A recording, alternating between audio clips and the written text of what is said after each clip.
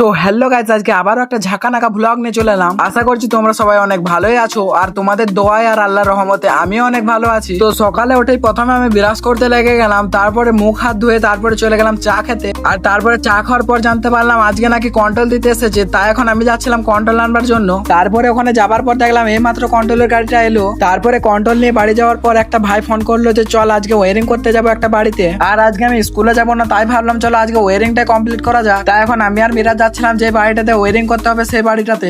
আর তারপরে ওখানে যাবার পর লেগে গেছিলাম কাজে, মানে ওই আর কি হোল্ডার গুলো বোর্ডের মধ্যে ফিটিং করছিলাম।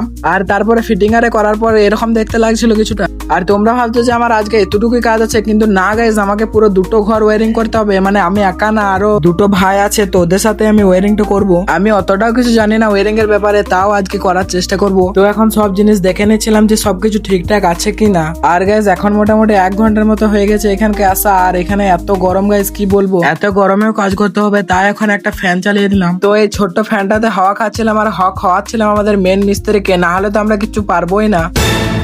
তো যাই হোক, তারপরে টানা 2 ঘন্টা কাজ করার পর হঠাৎ দেখছি যাদের বাড়িতে আমরা কাজ করছি তারা হঠাৎ খাবার নিয়ে চলে এসেছে। আর এসব দেখে তো মনে হচ্ছিল যে এই কাজটা এবারে করতে হবে।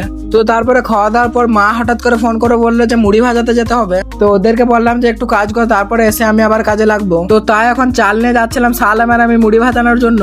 আর আজকে মেঘের কোনো বিশ্বাস নাই, যখন তখন পানি নামিয়ে দিতে পারে। তো তাই এখন অনেক তাড়াতাড়ি বাইক চালিয়ে যাচ্ছিলাম যেখানে আমরা মুড়ি ভাজাবো সেখানে। আর ওখানে যাবার পর চাল তো ভাজিয়ে নিয়েছিলাম, কিন্তু অনেক জোরে বৃষ্টি নামিয়ে দিয়েছিল। তারপরে এখানে কিছুক্ষণ বসে থাকার পর একটু বৃষ্টিটা থামালে আমরা বেরিয়ে গেলাম বাড়ি যাবার জন্য।